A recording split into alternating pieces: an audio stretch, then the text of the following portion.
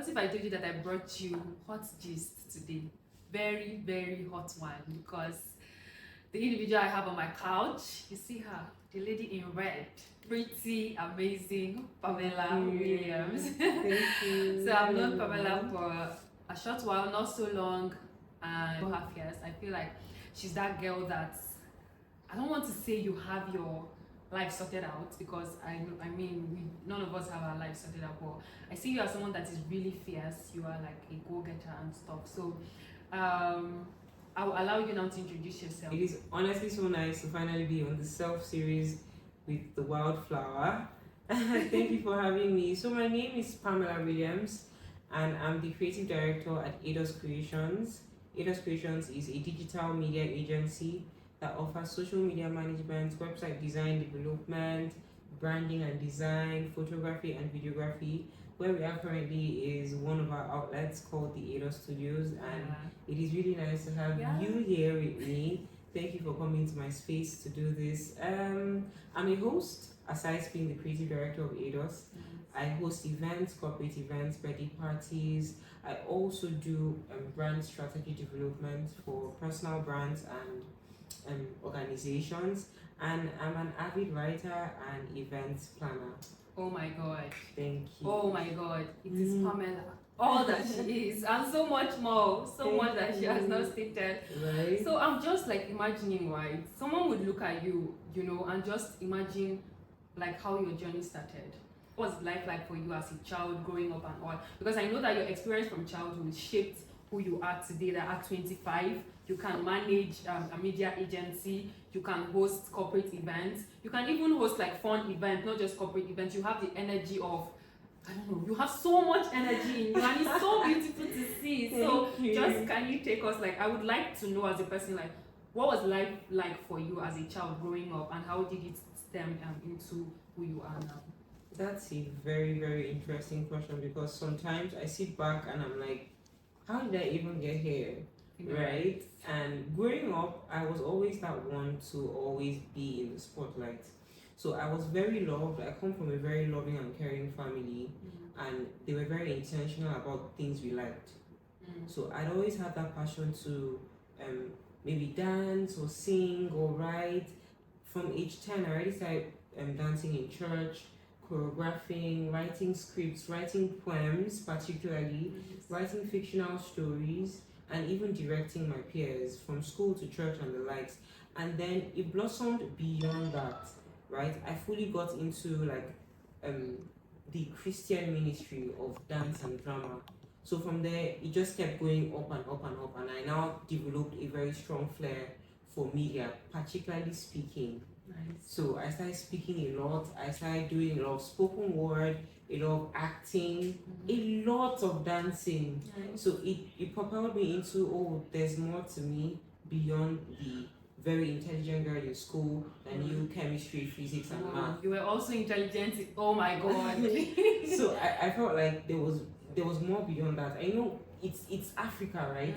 We have the whole if you're very smart, you should be a doctor or you should be a lawyer. But yes, I had that dream to go into the medical line. I mean, when I applied into school, I didn't get the course I wanted in the medical field. I had to like settle for something else, right? And that was something that made me depressed.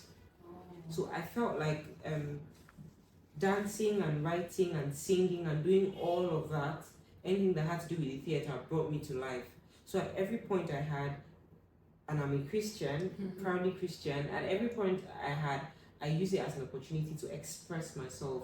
So it was like me fighting back my pain, coupled with, at some point in my life, I think in my junior secondary, I lost my dad. So it was like different experiences at different times that shaped me to where I am. So there was this go-getter spirit, like you said in the beginning, like, you know what, if my dad didn't do this, I can do this. If my mom didn't do this, I can do this. So there's always that thing.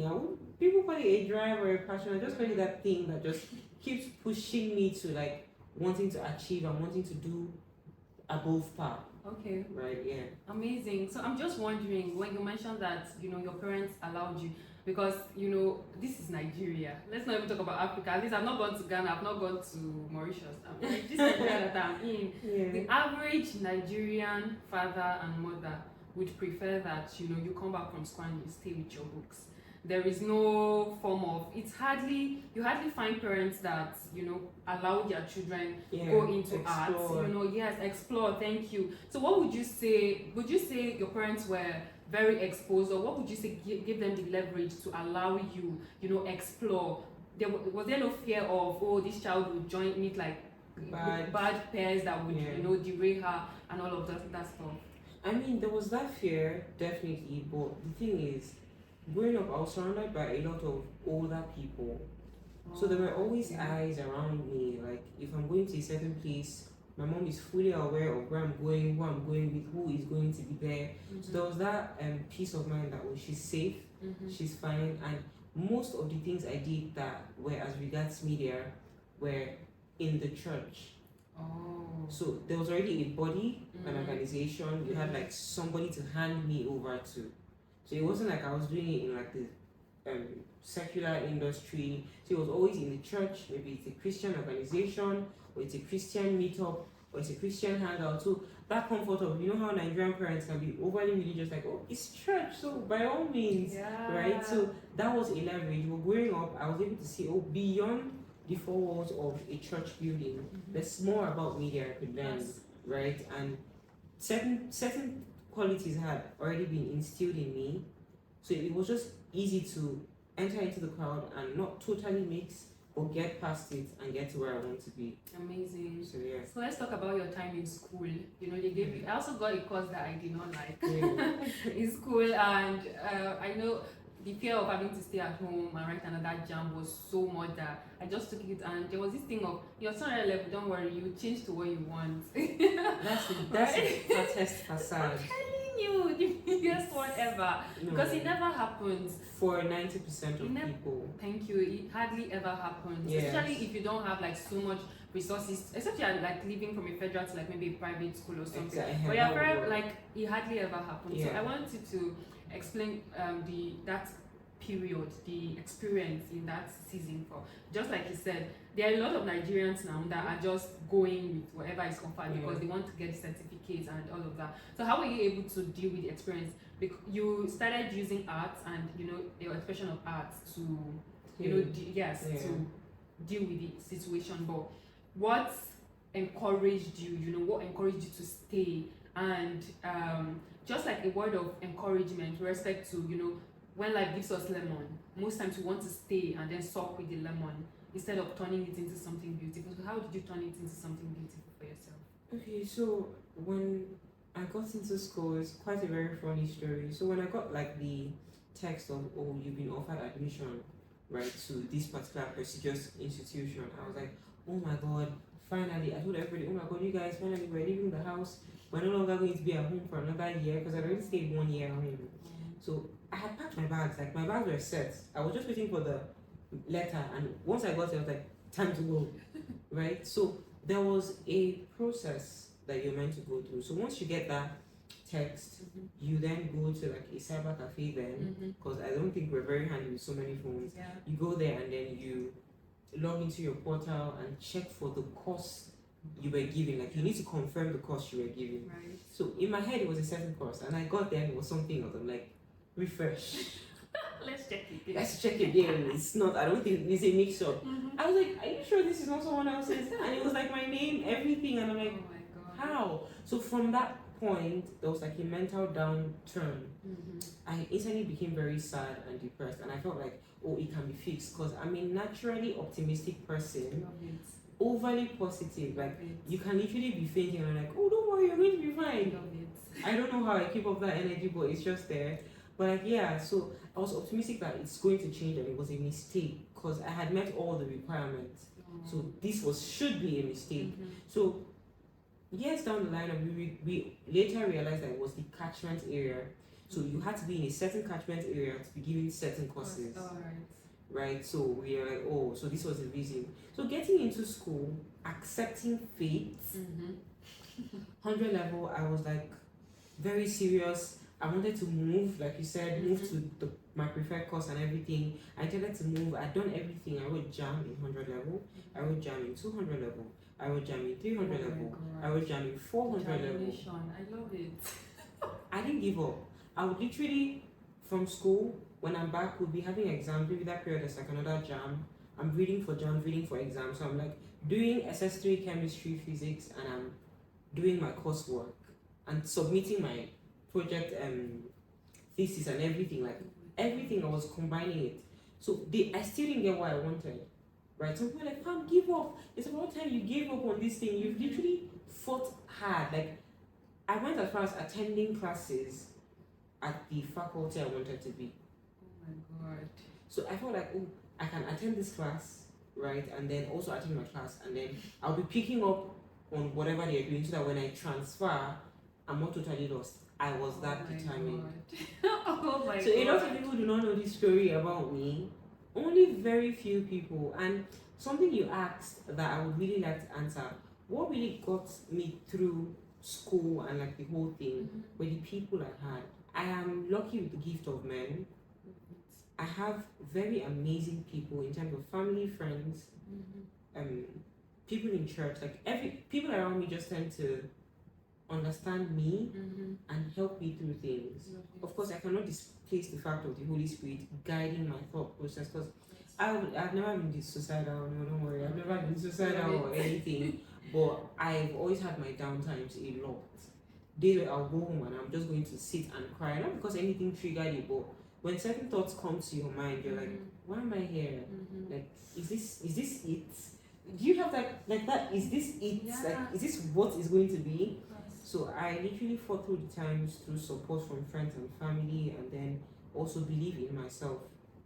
I was like, there's more to me. I'm always affirming things. I know I am a star. Like when I reach out, maybe someone is asking for something, I'm like, oh, you're talking to the star girl Pamela, you're talking to Big Pam, and it's not in a bid to be boastful or to be prideful, but it's just me always reminding myself of who I am and how best to express it to the people around me, because I know that energy transfers. So when you have that energy around you, maybe you're always laughing or you're always hugging people. You might not know what they are going through at that time, but that energy you give them energizes them too. So I have received love that I can give. Oh my god, Pamela, this was so nice. You know, when I asked the question, I did not expect.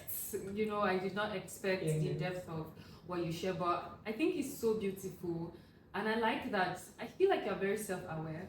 You are really, really self-aware, and that's a place that every human should strive to be, because when you're at that place, everything just when things are happening to you, you are able to navigate properly instead of just dealing with all of it. And I also wanted to ask you concerning like your dad. I do not know if that's like something you want to talk about. No, it's fine, of course, definitely. Okay, so you said at JSS2 also you lost your dad. JSS3. And I'm just wondering like what the experience has been for you having to continue life, understanding that you actually I've had you talk about him before, and it felt like you had like a relationship with him, and he was somebody that you probably have been looking up to walk you through life beautifully. Tell me about it. And then all of a sudden you lose him, and then you are having to go through all of it, and then still be able to deal with life and become, still go through life as you are going through it. So can you just tell us a bit about that experience? Yeah, so like my dad was like everything. I really loved my dad. Like I was very close with my dad, and I looked like my dad. I had a lot of features qualities that he possessed. I also possessed, like permit me to say star quality, right? Being easily loved by people. A people person, right? So I had a lot of those things, and we had a great connection. So my dad fell ill. My dad had been falling ill. My dad was ill for 7 years before he died, right? He had stroke, so partial stroke. So one side of his body was paralyzed at the age of 39 or 40 thereabout. So he fought through it till like 47 and passed. So I was in like primary 3 when that happened, or primary 4, and then I had to see him fight through life. My dad was literally with partial stroke, and he would drive like one hand, one leg is not working. This man would go on the highway and he's driving to maybe the hospital, or he's driving to our school to pay our fees, And we're like, there are people you could send to do these things, but he wanted to be so present in our lives that he felt like, while he still has time, he can show himself, right? So when he passed, he came to school, secondary school, then to pay our fees. And then I could see, like, I was told that he was around. And I was like, oh, don't worry, we're having a math class. Because I was like, this very serious bookie. We're having a math class. When we're done with the class, don't worry, he's going to spend like an hour. I'll go to see him. And then, and now when we're done with the class, I was like, oh, my dad is here. Let me go and see him. So I went outside to the field, crossed the lawn, ran to the car park, and then I saw him driving out. The gates were closing, and the only thing I could remember was his plate number, right? And the lights beeping in red. That thing like when you're driving out, and then. So I was like, oh, I'll see him over the holidays, and that was the end. I think he died a week after. Okay, when you boarding school? Yes, I was in a boarding school. So I then went back to class and everything. We're preparing for a junior exam, that junior work thing. So I went back to class and then I continued like nothing happened. And then we finished our exams. It was time for us to go home. There was something called an extension. So once you're done with that, you're meant to go home. Then you write your exam and then you go home again. So the second time I went home. So all of a sudden, people in school started becoming very nice to me. I would get to the dining and I'm being offered extra food. I mean, look at me. I don't have body. Like, you get like I'm being. Everybody was just nice. Oh, are you fine? Have you eaten? Do you need help? And I'm like, I was like, why are you nice all of a sudden? I was only telling everybody, you people are overly nice to me. What is up your sleeves?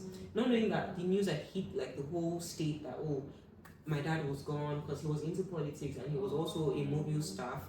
So everybody knew except me. My siblings knew. I was the last person to find out.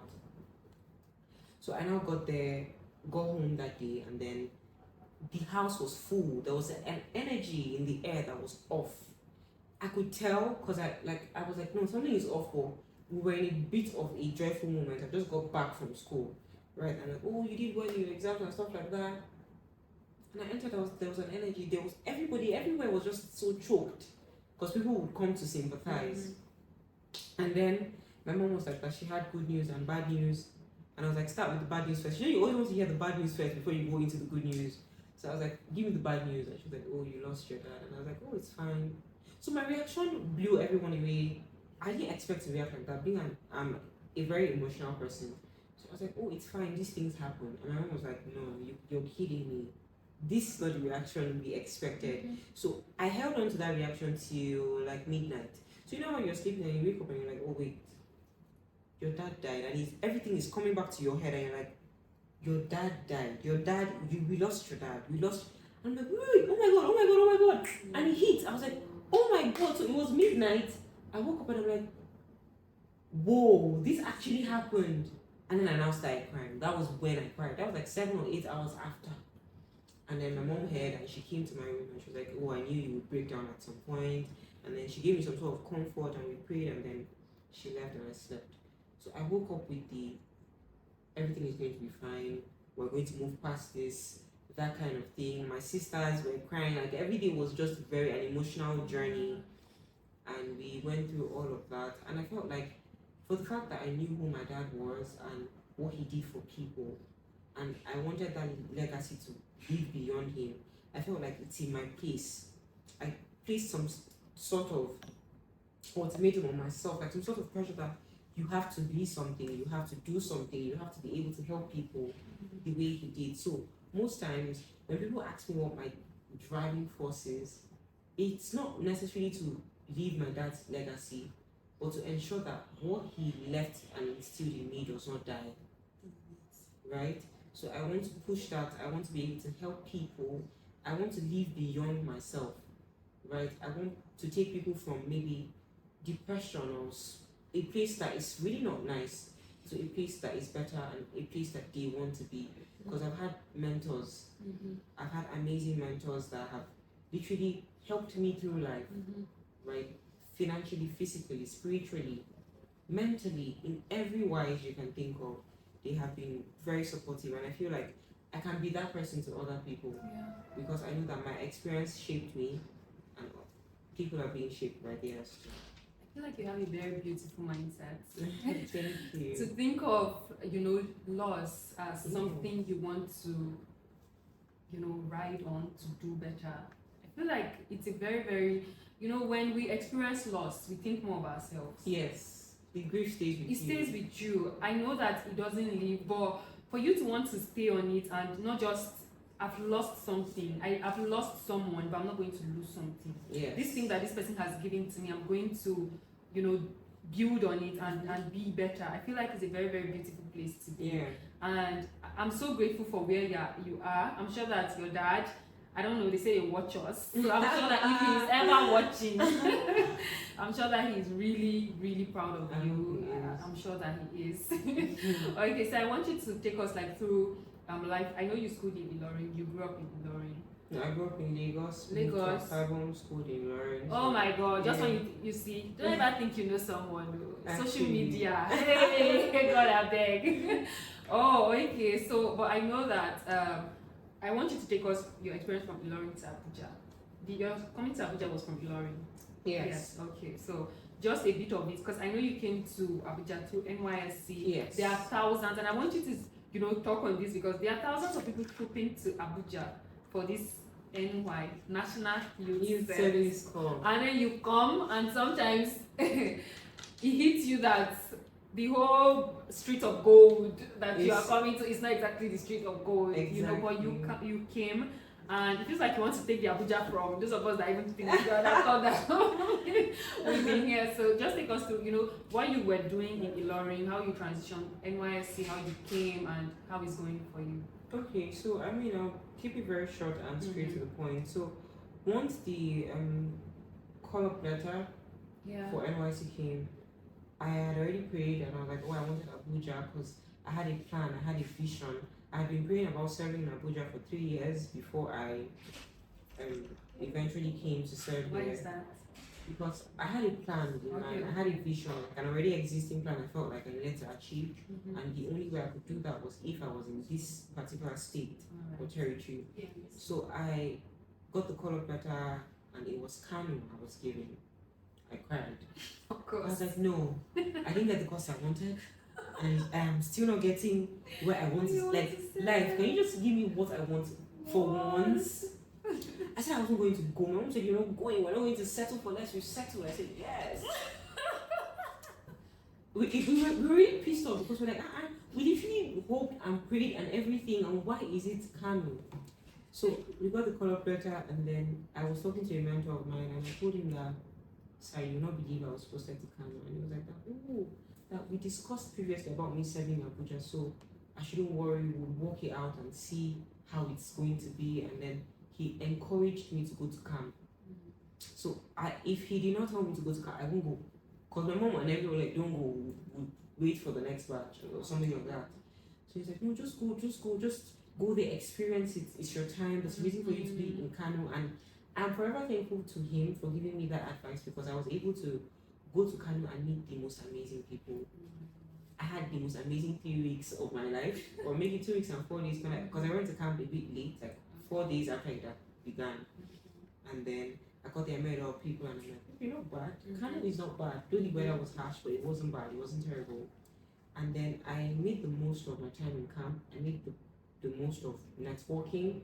I was able to also sell myself and the things I could do, because I'm still benefiting from the people I met there in terms of business, right? And then getting gigs around currently in Abuja. So after the camp, the day of where they announced, like, they give you where you're going to serve, like your PPA, the last day of camp, I went there and they were like, oh no, you've been moved to Abuja. So my relocation worked, because I signed up for that, and it worked. I'm like, okay, finally, life gave me what I wanted. So it was a feeling of never settle, keep thriving for what you want and pushing. So I then got to Abuja, and when my flight landed, I was, okay, welcome the queen, and I'm here to take over. Big Mom. So I got here, and then my friend and brother came to pick me up and took me to my office, and from the airport to work. From that day, I started working. So there was no breather after camp. Once I just started working.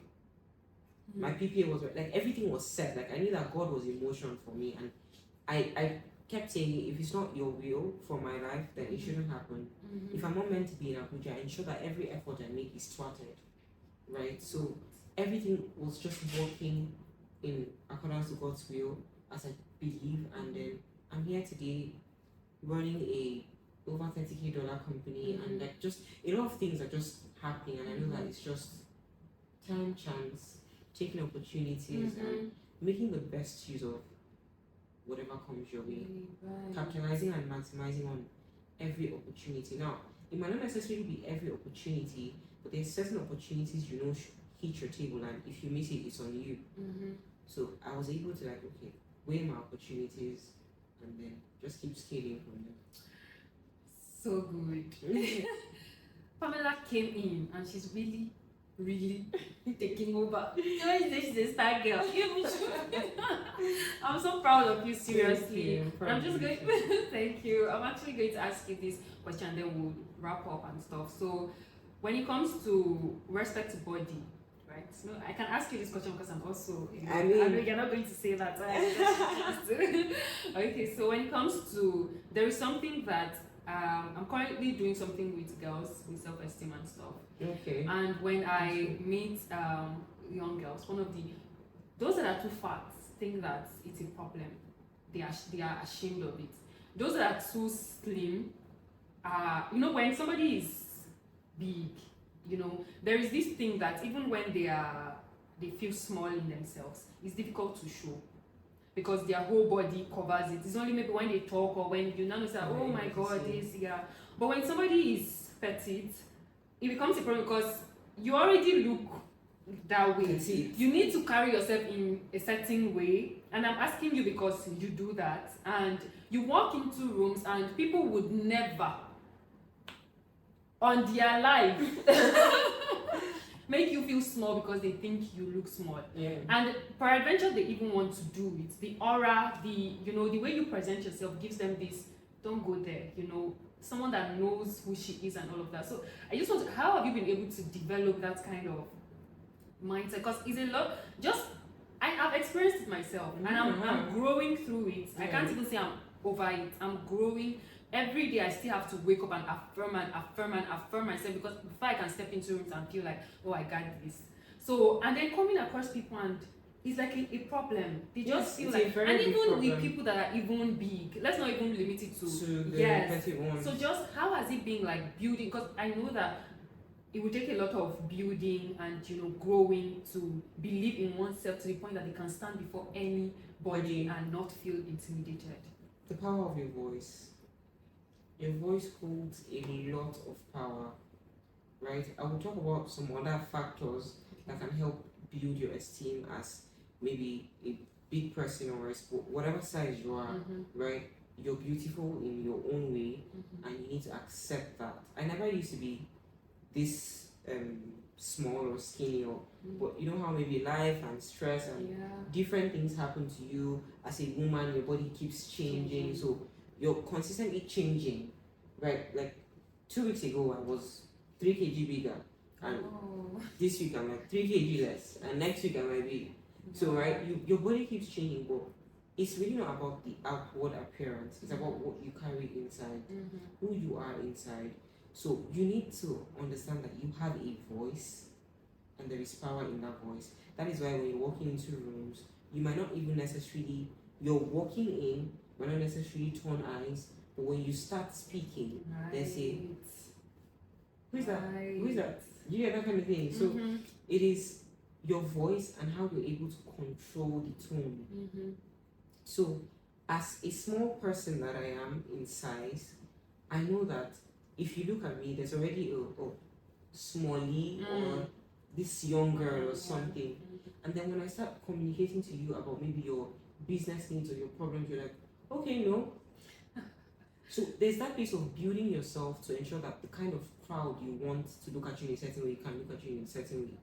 Do you understand? You need to build your self-value in terms of what you know. What do you know? In whatever space you're in, you need to be able to hone your craft, like understand the entirety of what you're doing. That way you can stand before kings and mermen, right? You need to be able to understand, oh, this is who I am, this is what I am doing, this is the crux of what I'm doing, this is why I'm doing it. That way, your mentality, your mindset would adjust to fit. It's making you confident. When you know something, you automatically become confident.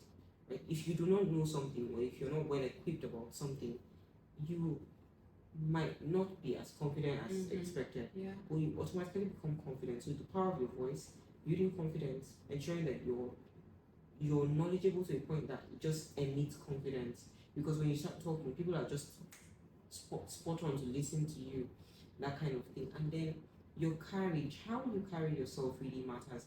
If you're walking to a room and then your shoulders are down and your chin is down, you're already looking down on yourself. But if your head is up, your shoulders are up, and then your posture is right, there's already a carriage. There's already okay, this person knows who they are and knows what they're talking about. Even how you walk matters, because it's one thing to walk into a room and you're not sure of who you are, right? You get there and people can already see from your demeanor that this person is not all that. So you might not be all that, but how you carry yourself, how intentional you are about what you're going to wear, the hair you're going to wear, the jewelry you're going to use, everything matters. Do you get? So I feel like that's one way to work on the self-esteem part. It's a very intentional thing. Like you need to be, I have to be this, I have to be that. It's not you putting pressure on yourself. It's you trying to build self-dignity, respect, and integrity through how you look. Because how you look is how you're going to be addressed. Thank you so much, Pamela. Thank you. I had an amazing time with you. Thank you for having me. Thank you. Okay, guys, I'm sure that you enjoyed this episode of the Self-Series with Wildflower. Don't forget to like, share, subscribe, share with your friends. Make sure that let everybody listen to Pamela. Let them become, she says she's a natural. What do you say, natural? Star. Stop. I love how confident you are in yourself. We should do a master class so you teach us how to affirm ourselves confidently and with so much courage. I love it so much for you. So guys, don't forget to like, of course, don't forget. Okay, bye guys. Bye.